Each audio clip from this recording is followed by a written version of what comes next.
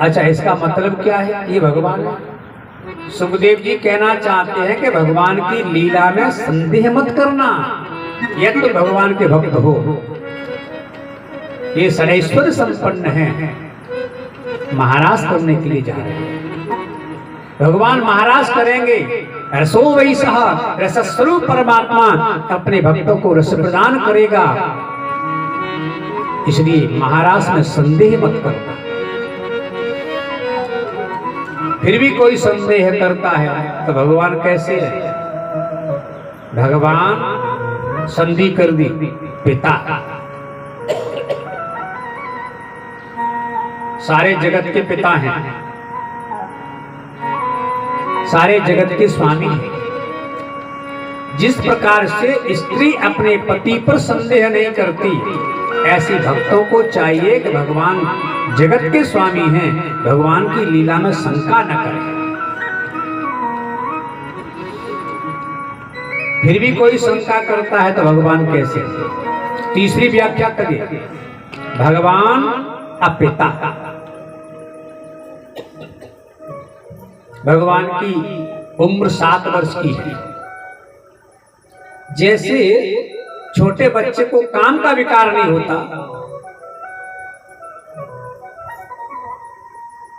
ठीक उसी प्रकार से मेरे गोविंद निर्विकार है, निष्काम है, काम नहीं है।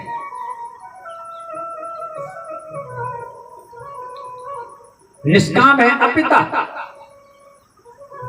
काम रहित है। कोई शंका न करे। ताहरात्रि, इस रात्रि में वेणु का वादन किया। कामदेव को अहंकार हो गया था। आज तक दुनिया में हमें कोई पराजित नहीं कर पाया। तो नारद जी से जाकर के मिला, बाबा हमें विश्व विजयी कहो। नारद जी बोले, विश्व विजयी तो हम नहीं कह सकते तुमको। ये ठीक है, तुम कामदेव हो, बड़े बड़े योगियों को आपने गिराया है, पराजित किया है, पर तुम विश्व विजयी बन गए, ये तो नहीं हो सकता। कामदेव बोला, अभी तक हमें किसी ने पराजित नहीं किया। नारद जी बोले, मैंने किया है। किया है कि नहीं किया है आपको? कामदेव बोला, एक बार किया था, लेकिन दूसरी बार आप भी विश्व मोहिनी के चक्कर में कैसे पड़े कि बंदर का मुंह लेके घूमते रहे हैं। कैसी जगह हंसाई भाई तो आपकी। नारद जी बोले, वो तो ठीक है, पर एक बात बताओ, भोले बाबा ने तो तुमको जला ही दिया था, फिर हम आपको कैसे कहें विश्व विजयी? कामदेव बोला, एक बार तो जलाया था, पर जलाने के बाद में भोले बाबा भी मोहिनी भगवान के पीछे कैसे कैसे दौड़े थे, पता है आपको?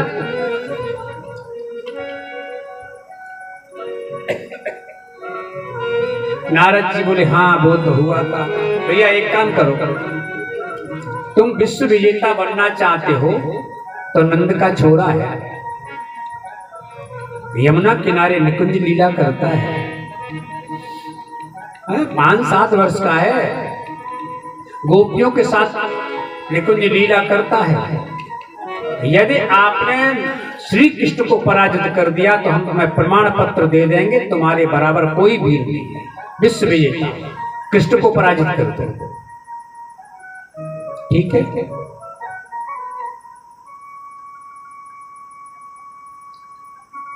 कामदेव आया वृंदावन, ध्रुमे ध्रुमे पश्य, जगह जगह देखा।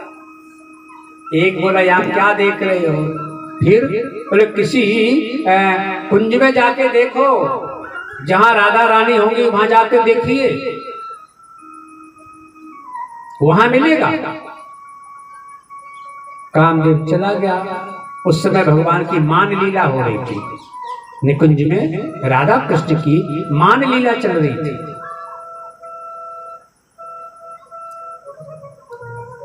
कामदेव ने दूर से देखा, देखो दुर्यो वह कुंज कुटीर में बैठ पलोट राधिका पाया। राधा रानी के पैर दबा रहे थे कन्हैया। राधा रानी नाराज है। राधा जी को मनाने के लिए श्री कृष्ण पैर दबा रहे हैं। चापत चरण मोहन लाल, कुंवर राधे पलंग पौड़ी गड़क भाग्य बसात। राधा रानी पलंग पर पौड़ी हैं, कन्हैया पैर दबा रहे हैं और पैर दबाते समय मन में कैसा सोच रही है कि आज मेरा भाग्य है कि श्री जी के चरणों की सेवा मुझको मिल गई। कन्हैया अपने को भाग्यवान समझ रहे हैं।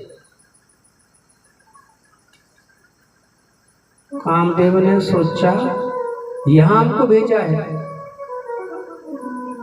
ये तो हमारी स्त्री रूपी माया के चक्कर में पहले पड़ा हुआ है, पैर दबा रहा है, ये हमसे क्या युद्ध करेगा। कामदेव ने सोचा लगता है नारद जी बावले हो गए हैं, अपना पीछा छुड़ाने के लिए हमको यहाँ भेज दिया, चलो फिर से पकड़ते हैं नारद जी को। जाने लगा। कामदेव ने फिर सोचा नारद जी ने जहां भेजा है वो कोई गलत जगह नहीं हो सकती, एक बार फिर से देखें।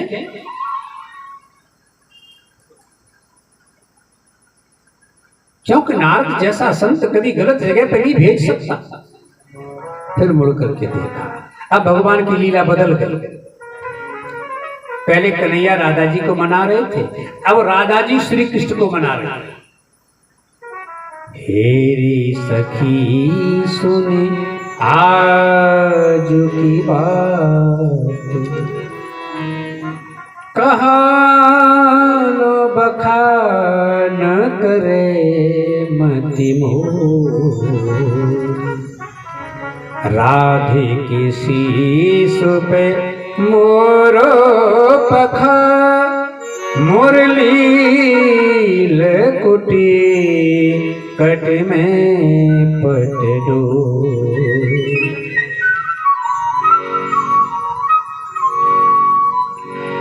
आज ठाकुर जी की लीला का कहां तक व्याख्यान करें।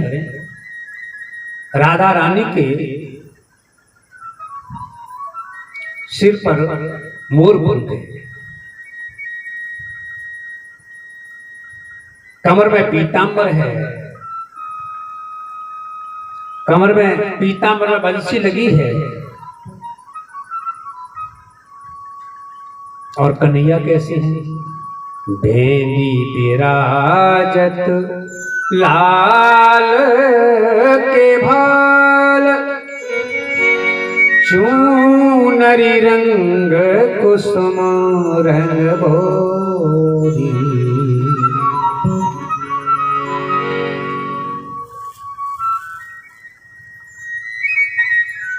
कन्हैया के माथे पर बिंदी लगी है, बड़ी सुंदर केसरिया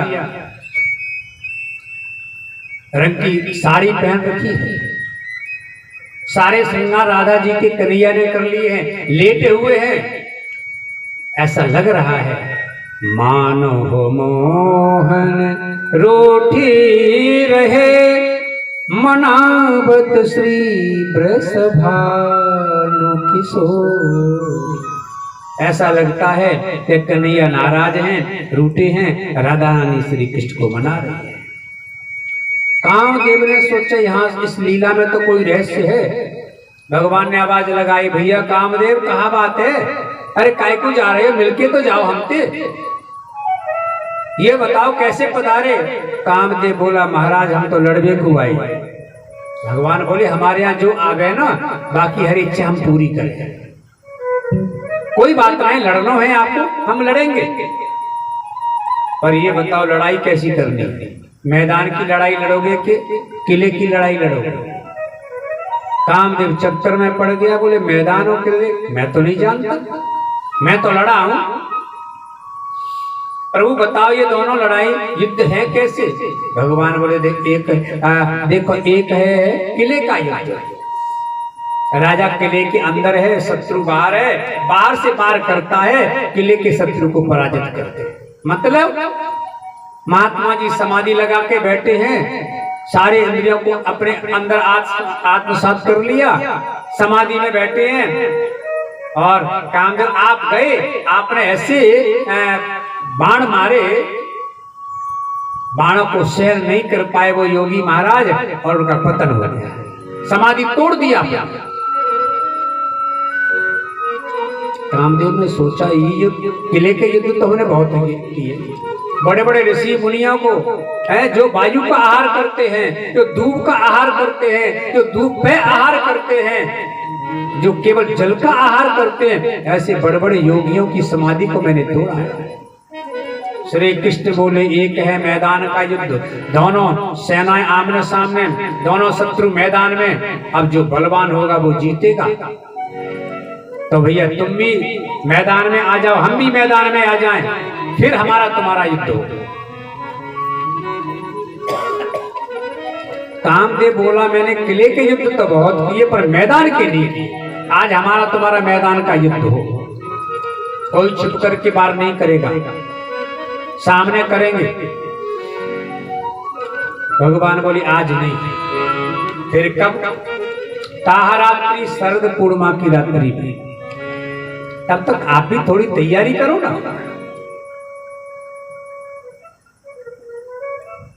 आपको भी समय मिल जाए, मैं भी तैयारी कर लूंगा। आप अपने पूरे दल बल को लेके आ जाना, अभी अकेले हो। उद्दीपन, उच्चाटन, सम्मोहन, जितने बाण हैं सबको, पंच बाणों को लाना। किसी को छोड़ के मत आना, ये मत कहना कि ये रह गया था इसलिए हम हार गए। ताहरात्रि शरद पूर्णिमा की रात्रि का जो वचन दिया था, आज मेरे गोविंद ने वेणु बजा करके कामदेव को बुला। अथवा भगवान प्रभु श्री राम दुल्हा राजा बनकर के मिथिला में जब गए, सीता जी से विवाह किया, विदा करा के चलने लगे, सखियों ने हाथ पकड़ लिया। भगवान बोले क्या करते हो, हाथ छोड़ो। सखियां बोली हाथ मत छुड़ाइए। राम जी बोले अभी हाथ छोड़िए। सखियां बोली हमें भी अपने साथ ले चलिए, हाथ मत छुड़ाओ, हमने भी आपकी भक्ति की है। जब सीता जी से आपने विवाह किया है, सीता जी की विदा करा के ले जा रहे हो, तो हमें क्यों छोड़ रहे हो? अवध सैया मोरी छाड़ो न पैया, अवध सैया मोरी छाड़ो न पैया, सिया के सैया मोरी छाड़ो न पैया, सिया के सैया मोरी छाड़ो न भैया, अवध सैया मोरी छाड़ो न पैया। हाथ मत छुड़ाओ प्रभु। राम जी बोली आज नहीं, आज मैं एक पत्नी व्रत लेकर आया हूं, केवल जानकी जी से मेरा विवाह हुआ है, जीवन पर्यंत में केवल जानकी जी से संबंध रखूंगा, पर तुम्हारी अभिलाषा द्वापर में पूरी करूंगा जब मेरा कृष्णावतार होगा। अभी मैं मर्यादा से बना हूं, फिर लीला करूंगा, उस लीला में तुम सब आ जाना। ताहरात्रि मेरे गोविंद ने जो वचन मिथिला की श्रीमंतनियों को दिया था, वेणु बजा करके उन सबको बुला लिया। अथवा गोपियों ने कात्यायनी देवी की आराधना की। श्याम श्याम सुंदर तेरा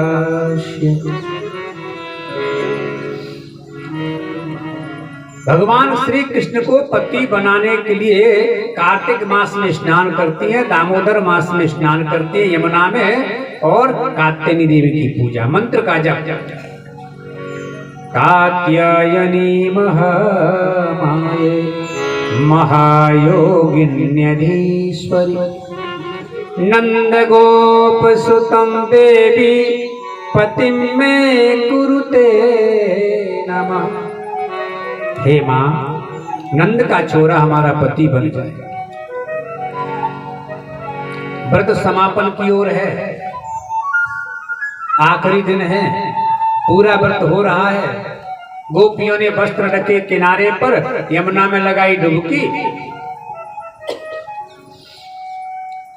श्रीमान जी गए, वस्त्रों को उठाया, बाएं कंधे पर डाल के वहीं खड़े हो गए।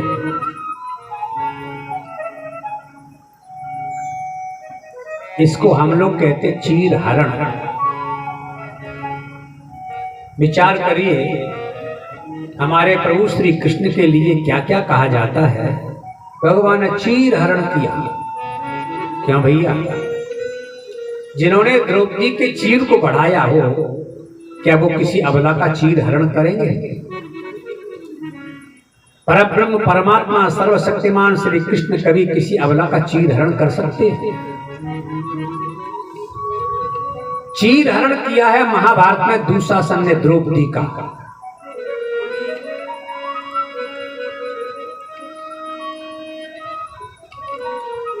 गोविंद तो उसकी मर्यादा बचाते हैं।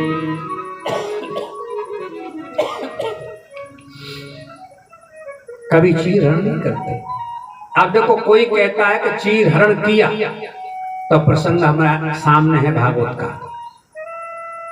पूज्य महाराज जी कहते थे, देखो लीला के माध्यम से हम क्या देख रहे हैं, क्या सुन रहे हैं, ये अलग बात है। वो लीला है ठाकुर जी की, उस लीला में तो संदेह करना अच्छी बात नहीं है। भक्तों ने, संतों ने जिस भावना से लीला का निरूपण किया है अलग बात है। पर जहां तक भागवत की बात है, भागवत का प्रसंग है, भगवान श्री कृष्ण ने वस्त्र उठाए, बाएं कंधे पर डाले और वहीं पर खड़े हैं। बताओ कहां चीर हरण किया है? फिर कहते हरण नहीं किया तो चीर चुराया है। तो भैया चीर भी कहां चुराया? चोरी करने वाला भाग जाता है।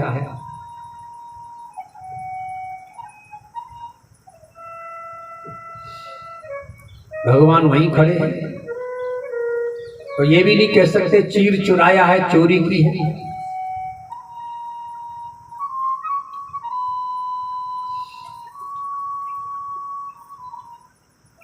और आश्चर्य की बात है, चोरी करने वाला भागता है, देता नहीं है।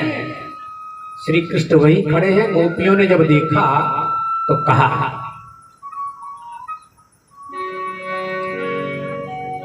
श्याम सुंदर ते दास्य करवामोदितम्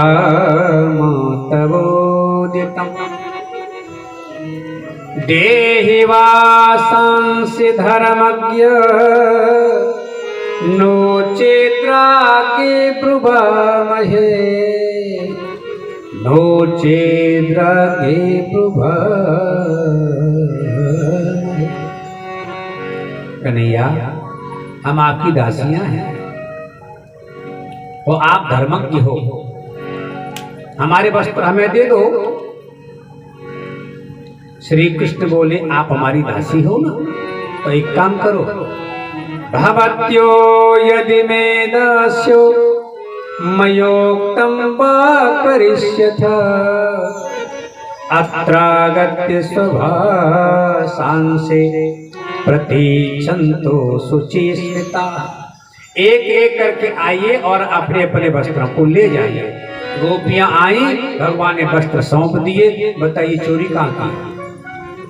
हम भगवान कृष्ण को कितना बदनाम करते हैं जी, और हम ही लोग करते हैं। हम किसी और की बात नहीं करते। हम लोग गद्दी पर बैठ करके भगवान कृष्ण की कैसी बुराई करते हैं। हमारे इष्ट हैं वो, हम अपने इष्ट की बड़ाई करें, हम अपने इष्ट की प्रशंसा करें, हम अपने इष्ट की वो कथाएं सुनाएं कि सुनकर के लोग गदगद हो जाएं और हमारे गोविंद से जुड़ जाएं। ऐसा ना हो जाए कि हमारे गोविंद से दूर हो जाए।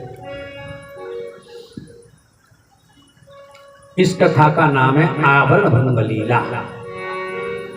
भगवान ने बाएं कंधे पर वस्त्र डाल करके गोपियों को संकेत कर दिया, आप लोगों ने जो व्रत किया है वो व्रत सफल हो गया। मैंने आप सबको अपने बाएं अंग में स्वीकार कर लिया है। मर्यादा के लिए वस्त्र वापस कर दिए। वस्त्र है अज्ञान का प्रतीक। जिस वस्त्र में माया अज्ञान छिपी थी उसको खींच लिया, माया को खींच लिया। मर्यादा के लिए वस्त्र वापस किए।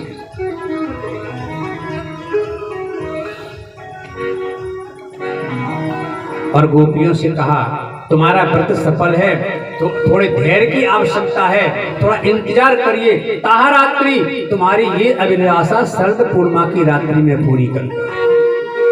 आज गोविंद ने अपने भक्तों को, ब्रजांगना को वेणु बजा करके बुलाया।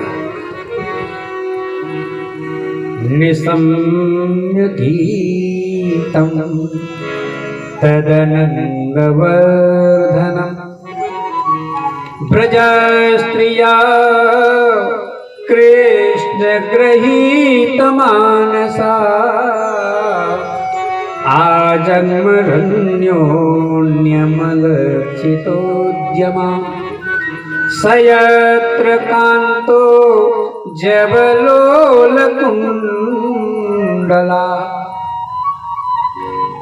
जिस देश में, जिस हाल में, जिस परिस्थिति में गोपियां बैठी एक एक कर भगवान के पास आए।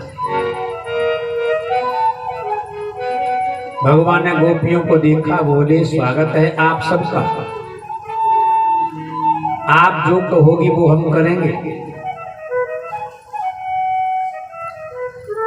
अच्छा पहले ये बताइए आप लोग यहाँ आई क्यों? आने की वजह, आने का कारण? स्वागतम वो महाभागा प्रियम किम करवाणिव ब्रजस्यानामयं कच्चित् भ्रूतागमन कारण। आने का कारण क्या है?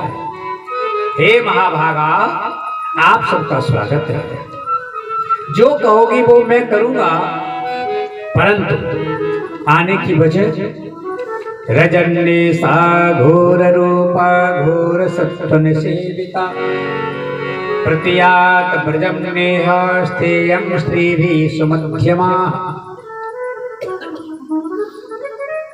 अर्धरात्रि में घर से कुलीन स्त्री को बाहर नहीं जाना चाहिए। बहुत सुंदर सिद्धांत प्रभु ने दिया। कुलीन स्त्री को घर से अर्धरात्रि में अकेला नहीं जाना चाहिए। आज जितनी समस्याएं पैदा हो रही हैं इसलिए कि हम मन मर्जी से कहीं जा रहे हैं, कहीं आ रहे हैं। रजन्येसा घोर रूपा घोर सत्व निसेविता। अर्धरात्रि में घर से बाहर अकेला जाना निषेध है। कुलीन स्त्री को नहीं जाना चाहिए। गोपियां नहीं बोली, एक दूसरे को देखने लगी। बहन पहले तो वेणु बजा करके बुला रहा था, आप आइए आप आइए, और जब हम आ गए अब हमें ज्ञान सुनाने लगा। भगवान बोले लगता है घर में झगड़ा हो गया, कहीं आप लोग घर को छोड़ के तो नहीं आई? अरे घर के झगड़े होते ही रहते हैं, घर गृहस्थी है, इसका मतलब ये तो नहीं भयो कि हम अपने घर छोड़ के चले आवे, घर को छोड़ देते। बहुत सारे लोगों की जिंदगी बर्बाद हो जाती है, एक क्षण के क्रोध की वजह से घर छोड़ देते थे। परिस्थिति कोई भी हो पर रहेंगे घर में, घर को हम नहीं कभी छोड़ेंगे। थोड़े क्रोध में आकर के घर को छोड़ दिया, बाहर गए, बस स्टैंड स्टेशन पर पहुंचे और कहीं ऐसे गलत हाथों में फंस गए, पूरी जिंदगी बर्बाद हो जाती है। श्री कृष्ण बोले झगड़ा हो सकता है, घर है, परिवार है, लेकिन घर नहीं छोड़ा जाता। जाओ मातरा पितरा, माँ तुम्हारे पिता, तुम्हारे भाई, तुम्हारे पति तुम्हारा इंतजार करते होंगे, जाओ अपने घर। गोपियां नहीं बोली। श्री कृष्ण बोले लगता है आप लोगों ने अपने अपने पतियों का त्याग तो नहीं कर दिया। पति का कभी त्याग नहीं किया जाता, न तो पत्नी को छोड़ना चाहिए न पति को छोड़ना चाहिए। हमारे हिंदू धर्म में ये डिवोर्स क्या होता है, तलाक क्या होता है, कोई नहीं जानता था। ये तो मैकाले की पद्धति आ गई, इस पद्धति ने धीरे धीरे कॉलेज की व्यवस्था बना दी। मैकाले की शिक्षा चल रही है, अपनी मन मर्जी से शादी करेंगे, मन मर्जी से छोड़ेंगे। दोनों पक्ष आशीर्वाद देते थे तब विवाह संपन्न होता था। समस्या कोई भी हो पर घर कभी नहीं छोड़ा गया। हमारे यहाँ कोई जानता ही नहीं था ये तलाक क्या होता है, ये डिवोर्स क्या होता है। ये तो अब शुरू हो रहा है।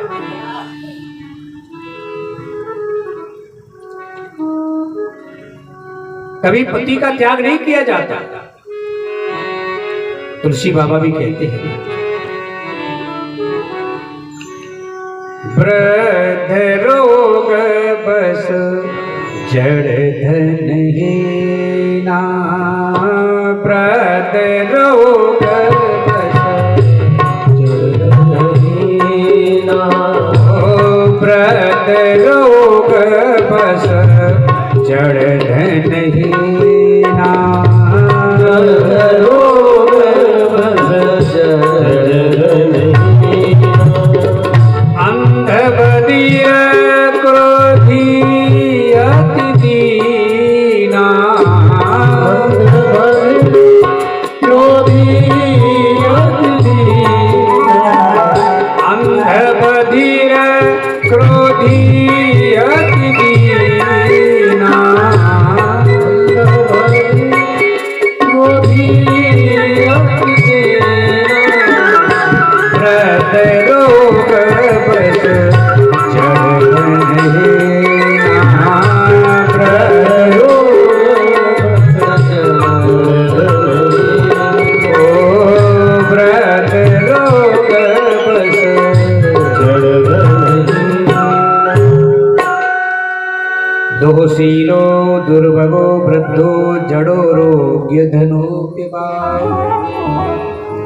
पते स्त्रीभिर्नहातव्यो लोके सभिरुपातके।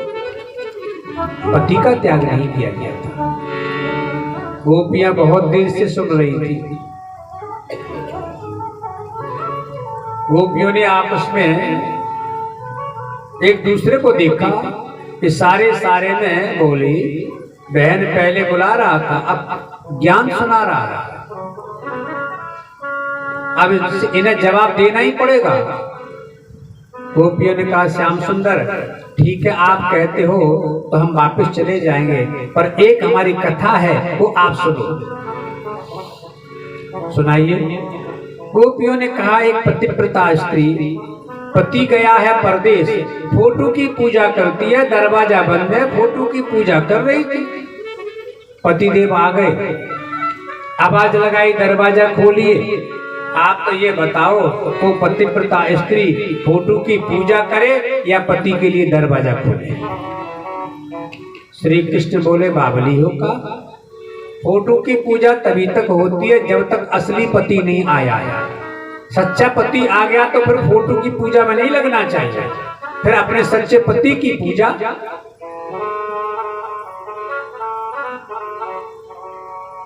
राधे राधे।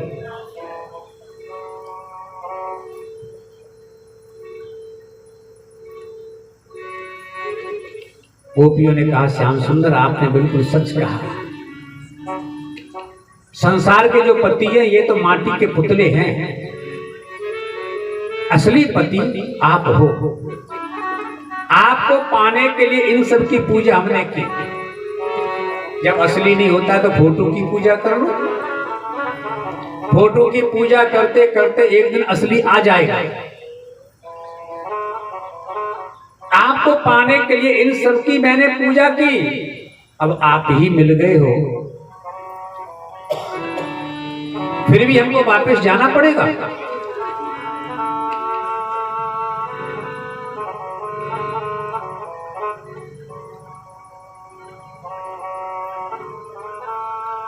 मीराबाई कहती है,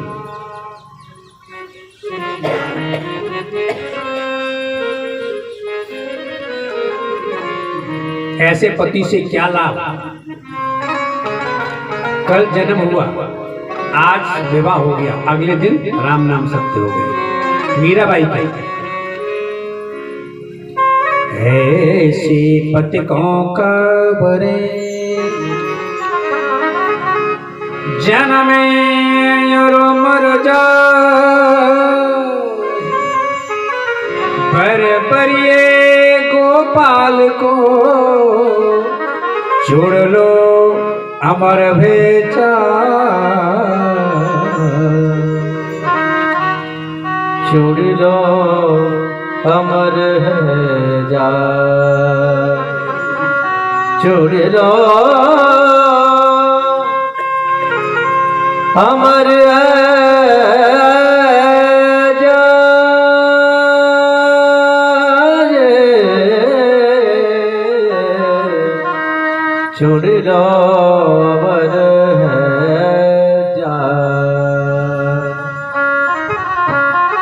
छोड़ लो अमर है जा,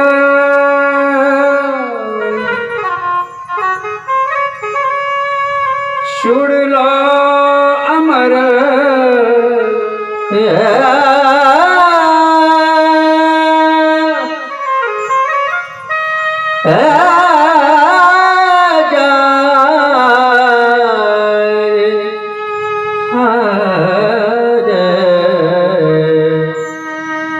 छोड़ लो अमर क्या फायदा है? पति बना है तो गोविंद को बना लो, गोपाल को बना लो, हमेशा हमेशा के लिए चूड़ियां अमर हो जाएंगी। श्री कृष्ण बोले पहले ये बताओ आप लोगों ने हमारे लिए छोड़ा क्या है? घर को छोड़ा क्या? नहीं छोड़ा। बेटा बेटी छोड़ दिए? बोले नहीं छोड़े। माता पिता को छोड़ा? नहीं छोड़ा। भगवान बोले पर क्या छोड़ा है? गोपियों ने कहा जिन्होंने ये सब छोड़ दिए आप उनको मिले क्या? जिन्होंने घर को छोड़ा, परिवार को छोड़ा, सब कुछ छोड़ दिया, बने में जाके बैठे हैं, क्या आप उनको मिले हो? भगवान बोले वो तो नहीं मिले, तो क्या फायदा? श्याम सुंदर आपके लिए जो छोड़ना चाहिए वो हमने छोड़ा है। भगवान बोले क्या छोड़ा है? गोपियां बोली संतिज्य सर्व विषयास्तव पादमूलम, हमने अपने विषयों को त्याग दिया है, आपके चरणों में आ गए हैं। भगवान बोले फिर तो हम आपके हो गए, चाहे गृहस्थ हो चाहे विरक्त हो, जिसने विषय छोड़ दिए, चाहे वो घर में रहे चाहे वन में रहे, जिसने अपने विषयों को त्यागा मैं तो उसको मिला हूं। अच्छा बोलो क्या करना है? जो कहोगी वो सच में करेंगे। गोपियां जैसा जैसा कहती रही, मेरे गोविंद वैसा करते रहे। गोपियों को थोड़ा सा सौभाग्य मत आया। दुनिया में कोई है हमारे बराबर सुंदर? तीनों लोकों का स्वामी हमारी सुंदरता पर रीझ गया है। गोविंद के मन में आया इनको मद आ गया, मैं इनकी भक्ति पर रीझ जाऊं, ये अपने सुंदरता को समझ रहे हैं, तो समारोह अपने सौंदर्य को। भगवान एक गोपी को लेकर के अदृश्य हुए थे। नाम नहीं दिया उस गोपी का। संत और टीकाकार कहते हैं वो गोपी है राधा रानी। राधा जी को लेकर के भगवान चले गए। एक गोपी स्पष्ट रूप से भागवत में राधा जी का नाम नहीं आया। वैसे कई जगह इस तरह का नाम आया है, अन्या राधे तो नूनम, पर राधा जी के लिए आए ऐसा कहीं नहीं आया। तो क्या राधा जी का नाम भागवत में नहीं है? भैया राधा जी के अलावा भागवत में है क्या ये तो बताओ। यदि कृष्ण कहा है, कृष्ण उवाच लिखा है, तो कृष्ण के आगे श्री पहले, श्री कृष्ण उवाच। श्री माने राधा राधा। वक्त्रम ब्रजेश सुतयो राधा कृष्णयो। राधा के अलावा भागवत में और कुछ नहीं है। 18,000 श्लोकों में राधा के अलावा कुछ हो तो कोई बताए। संत कहते हैं यथा प्रियंग पत्रेषु लालन्य नोपलक्षते। मेहंदी का पत्ता देखा है? मेहंदी का पत्ता हरा होता है, कभी किसी ने देखी इसमें जालिमा है? मेहंदी का पत्ता लाल नहीं होता, हरा होता है, और उसे जब पीसोगे, माता हाथ पर रचाती है तो उसका रंग लाल निकलता है। जैसे मेहंदी के पत्ते में लालिमा छिपी है, दिखने में हरा लगता है, ऐसे ही भागवत में राधा शब्द छिपा है, दिखने में नहीं आता, तो राधा के अलावा कुछ है ही नहीं। जैसे मेहंदी के पत्ते में लालिमा है, ऐसे ही भागवत में राधा रानी है। श्री राधा लोक, राधा जी के अलावा भागवत में कुछ है ही नहीं। एक गोपी को लेकर ऐसा भी कहते हैं, पूज्य सुखदेव स्वामी की इष्ट है राधा रानी, गुरु है राधा रानी, अपने गुरु का नाम नहीं लेना चाहिए, इसलिए सुखदेव जी ने राधा जी का नाम नहीं लिया। अथवा संत ये भी कहते हैं, सुखदेव बाबा जब भी राधा जी का नाम लेते हैं तो महीनों की समाधि लग जाती है। राधा जी के नाम को लेते ऐसे भाव विभोर होते हैं, भाव में समाधि, ये भाव समाधि लगती है इनकी। यदि कहीं राधा जी का नाम लिया होता और समाधि लग जाती तो परीक्षित को तो 7 दिन में मुक्ति देनी है। कथा कैसे आगे बढ़ती, वो तो भाव समाधि में डूब जाते। तासाम तत्सौभग वीक्ष्यमानं च केशव प्रसमाय प्रसादाय तत्रैवान्तर्धीयत।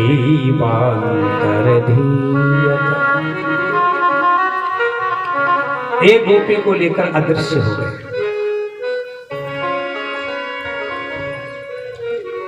उसने भी कहा, कन्हैया न पा रही हम चले तो।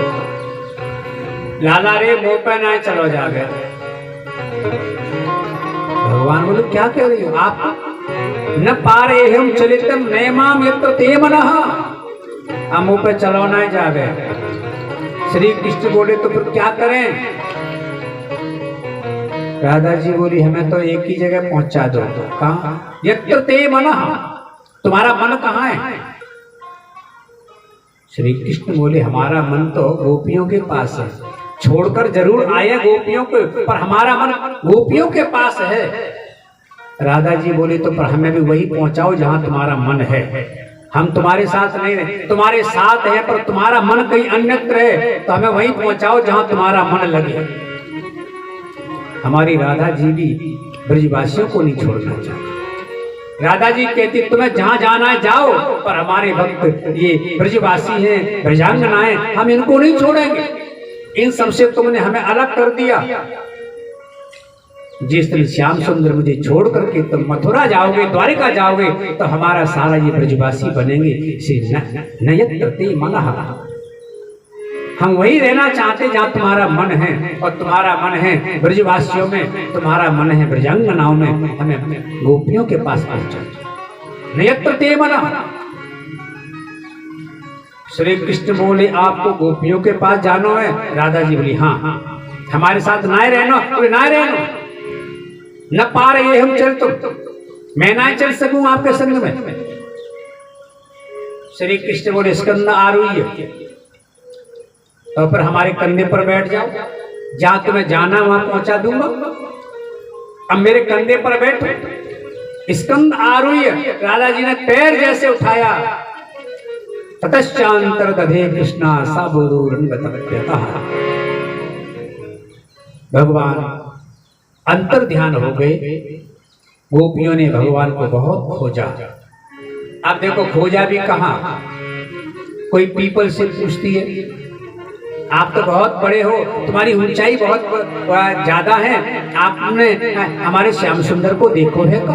अरे तुम तो ऊपर से सब देख सको, वन में दिखे का कन्हैया हमारो। दूसरी बोली तुलसी से पूछो, क्या तुलसी के बिना हमारी कन्हैया रह ना सके? ये तुलसी बता सकेगी? तब तक हवा का झोंका आया, तुलसी हेली डुली। दूसरी गोपी बूढ़ी देख ले, आज आपको सौती अदा है गयो, हमेशा कन्हैया हमारे जोरे रहो करे, या को बड़ो ईर्षा। आज हम कृष्ण के बिना है, देखो कितनी प्रसन्न रह रही है, सिर हिला रही है, हमने ना देखो कैसी झूठ बोले। कोई लताओं से पूछती है, कोई पत्तों से पूछे, मेरे लाला को देखो क्या। कोई गोपी बोली बहन कन्हैया को हमने खोया है बंसी बट पर और ढूंढ रही है वन में। देखो जो वस्तु जहां खोई है वही खोजो, वही मिलेगी। संवेद होकर के समस्त गोपियां यमुना पुलिन पर आई। पुनः पुलिने मागत्य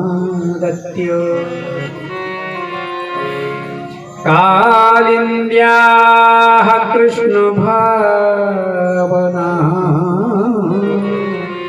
समवेता जगो कृष्णं तदागमनकाङ्क्षिता। पुनः पुलिनिमागत्य कालिन्द्याः कृष्ण भावना समवेता जगो कृष्णं तदा गमनकाङ्क्षिता।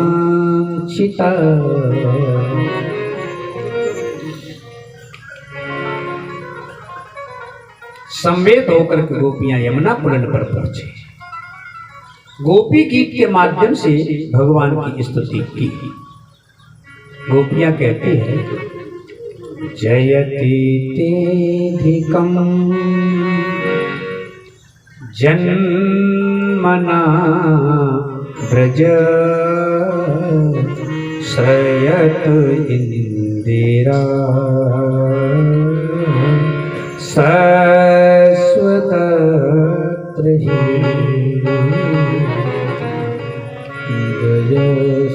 गयसुधास्यता दीक्षुतावका त्वयि दत्ता सभा ताविच्छिन्वते शरदोदासये साधुजात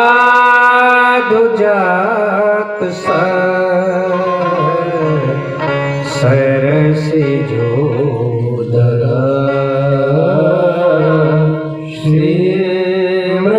श्रीमृषादृशा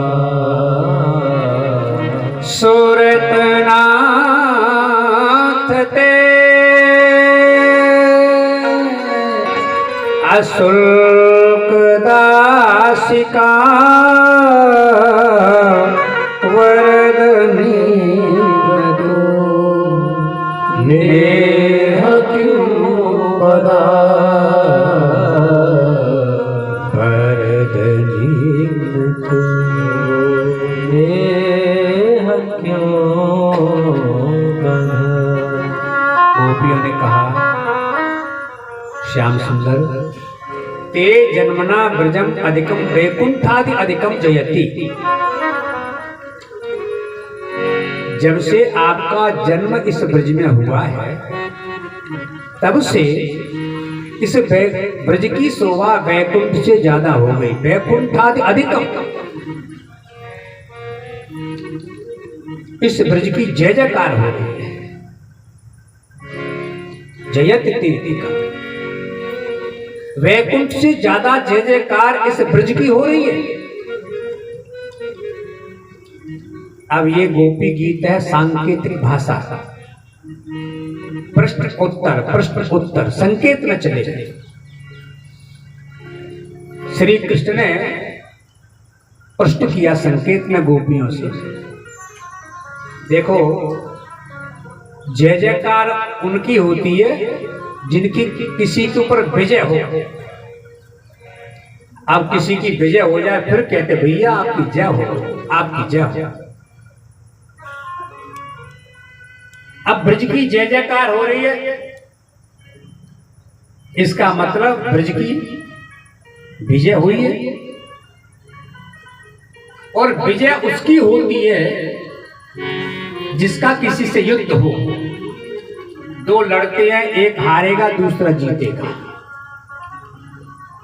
हारने वाला तो चुपचाप चला जाता है, जीतने वाले को लोग गोद में उठाते हैं और जय जयकार करते हैं, पुरस्कार देते हैं, बड़ा नाम होता है।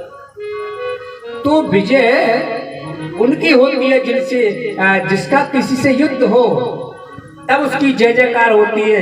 पहले ये बताइए, इस ब्रज की विजय युद्ध किससे हुआ?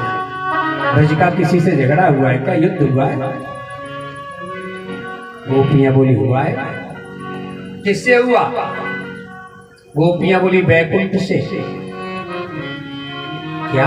हाँ, वैकुंठ में जो रहने वाले प्रभु वैकुंठनाथ हैं, उनको पाने के लिए इस ब्रज में ब्रजवासियों ने वैकुंठ से युद्ध किया।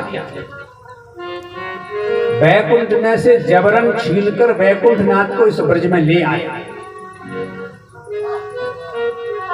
ऐसा सरलीकरण कर दिया इस ब्रज में गोविंद का। वैकुंठ में रहता था, वैकुंठ में सेवा होती थी, वो परमात्मा वैकुंठ छोड़ के, वो प्रभु वैकुंठ छोड़ के इस ब्रज में आ गया। अब के द्वारा वैकुंठ था, वही वैकुंठ में नहीं रहा। ब्रज ने लड़ते लड़ते, ब्रजवासियों ने लड़ते लड़ते प्रभु को छीन लिया वैकुंठ से। और जब भगवान आ गए तो लक्ष्मी जी ने सोचा, हम क्या करेंगे, हमारे प्रभु नहीं तो हमारे लिए वैकुंठ का कोई मतलब नहीं, हम तो वहीं रहेंगे जहां हमारे प्रभु रहे। तो जिन लक्ष्मी की सेवा होती थी वैकुंठ में, वो लक्ष्मी ब्रज में आई, कोई नहीं पूछता लक्ष्मी जी को। वैकुंठनाथ को भी बालक बना दिया, छाछ के पीछे नचा रहे हैं। काहे अहीर की छोवरिया छचियावर छाछ पे नाच नचावे। जब वो परमात्मा ही नाच रहा है तो लक्ष्मी जी को कौन पूछे। लक्ष्मी जी ने सोचा, हमारी सेवा तो ये ब्रजवासी करेंगे नहीं, तो फिर हम ही इन ब्रजवासियों की सेवा करें। सरयत इंदिरा, महारानी लक्ष्मी इस ब्रज की सेवा करने लगी। पद्माकर सुगंधिना, हर पुष्प में जाकर के महारानी लक्ष्मी सुगंधी भरने लगी। हरे निवासात्म गुणी रमा क्रीन महुन्नपा। भगवान वैकुंठ छोड़ करके जब ब्रज में आ गए तो महारानी लक्ष्मी वैकुंठ छोड़ करके ब्रज की सेवा में लग गई। सरयत इंदिरा, एक दिन नहीं, 2 दिन नहीं, 4 दिन नहीं, शाश्वत निरंतर लक्ष्मी जी ब्रज की सेवा में लगी है। परकर ने छोड़ा कि हमारे सोचा कि प्रभु है नहीं, महारानी लक्ष्मी है नहीं, हम तो इन्हीं की सेवा के लिए आए थे, तो हम भी क्या करेंगे इस वैकुंठ में। भगवान का जितना परकर था, धीरे धीरे सारा परकर वैकुंठ छोड़ करके ब्रज में आ गया। अब अकेला वैकुंठ रह गया।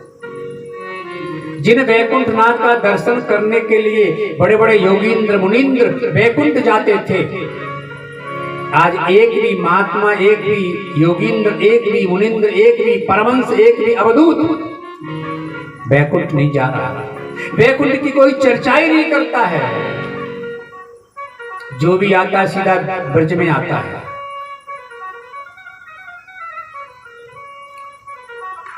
वैकुंठ ने छोड़ा,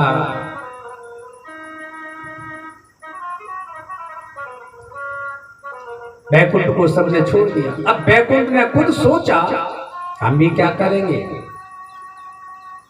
जिनकी वजह से हमारा नाम था वो ही हमारे पास नहीं, हम भी चलते वहीं पर। पूरा वैकुंठ ही ब्रज में आ गया। जब सारा वैकुंठ आ गया तो सबने फिर इस ब्रज की जय जयकार की। वैकुंठादि अधिकम, ब्रज वैकुंठ नहीं गया है, वैकुंठ ब्रज में आया है। आज ब्रजवासियों ने, इस ब्रज ने वैकुंठ को झुका दिया, वैकुंठ को पराजित कर दिया। इसलिए इस ब्रज की जय जयकार है, क्योंकि आप आ गए। ते जन्मना ब्रजम अधिकम वैकुंठादि अधिकम जयति। आप तो आ गए प्रभु, अब हमारे नेत्रों की अभिलाषा है आपका दर्शन करने के लिए। दैत दृश्यता, हे दैत, हे अंतरंग प्रभु, हे गोविंद, दृश्यता, अब दर्शन दो। आपका दर्शन हमारे नेत्र जब नहीं करते, जो पलक गिरते हैं, ऐसा लगता है त्रिटुर्युगायते ताम पश्यताम, युग बीत गए, ऐसा लगता है पलक गिरने से। प्रभु दर्शन करो। हम बिना पैसे की दासियां हैं, हम आपकी निःशुल्क सेवा करने वाली दासियां हैं। प्रभु किसी से प्रेम करना नहीं चाहिए कभी भी। प्रीति कर काहू सुख न लियो। संसार में जिन्होंने प्रेम किया है उनको कभी सुख नहीं मिला। पर एक बात जानते हैं, पहले प्रेम नहीं करना चाहिए किसी से, और प्रेम किया है तो फिर प्रेम को तोड़ना नहीं चाहिए। केवल आप ही हमको दिखाई दिए हो कि पहले प्रेम करते हो, तो प्रेम चरम सीमा पर पहुंच जाता है तो आप प्रेम को तोड़ देते हो। कीर्तव योषितः, हे कपटी, तुम्हारे बराबर मैंने कोई छलिया नहीं देखा। कष्टजेन ऋषि, दुनिया में सबसे बड़े कपटी हो आप। पहले हम सबको बुलाया, जब हम आ गए तो हमें छोड़ के चले गए। कष्टजेन ऋषि, अर्धरात्रि में कोई भी अपनी कामिनी को छोड़ के नहीं जाता, अपने प्रेमी को छोड़ के नहीं जाता, आप छोड़ के चले गए। प्रभु पहले प्रेम मत करो, प्रेम किया है तो प्रेम को तोड़ो मत। भगवान बोले हमने कब तोड़ा है? गोपियां बोली तोड़ तो दिया, छोड़ के चले गए। पहले किसी से प्रेम नहीं करना चाहिए, फिर प्रेमी का वध भी नहीं करना चाहिए। आप प्रेम करते हो, प्रेम करके फिर उसी को मार देते हो। नेह किम बदा, आपने प्रेम को जो तोड़ा। मित्र दन्नम अभासरम, सच्चा कोई मित्र होगा, प्रेमी होगा, तो ये कहेगा भाई कोई गलती हो गई है तो दंड दे दो, पर बोलना बंद मत करो। मित्र को मारा नहीं जाता है, मित्र से कोई गलती हो जाए तो बोलना बंद कर दो, वो सहन नहीं कर पाएगा। प्रभु आप प्रकट हो जाओ। एक बोली ये तो यशोदा के छोरा है, दूसरी बोली नाना नखल गोपिका, ये यशोदा के छोरा नहीं है। क्यों? यशोदा के छोरा होते ना तो मैया यशोदा बड़ी दयालु है, वो किसी को दुखी नहीं देख सकती। ये कैसी यशोदा के छोरा है जो हमको दुखी देख रहे थे, रुला रहे। तरह तरह की बातें गोपियां आपस में करती हैं। गोपियों ने कहा प्रभु प्रकट हो जाओ। सुस्वरम राजन, आप प्रकट हो जाइए, नहीं तो हम मर जाएंगे। कन्हैया ने संकेत में पूछ दिया, किसने रोका है मरने से? वैसे तो जो प्रेम करते हैं ना, और जब अलग अलग होते हैं तो फिर कहते हम तुम्हारे बिना नहीं रह सकते, हम मर जाएंगे। पर मैंने मरते हुए किसी को नहीं देखा। प्रभु श्री राम ने हनुमान जी से कहा, हनुमान जी, सीता जी कितनी बड़ी बड़ी बातें करती थी। जब राम जी का वनवास हुआ,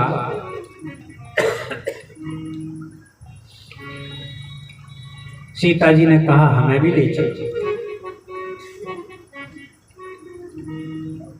राम जी बोले आपको नहीं ले जाएगा।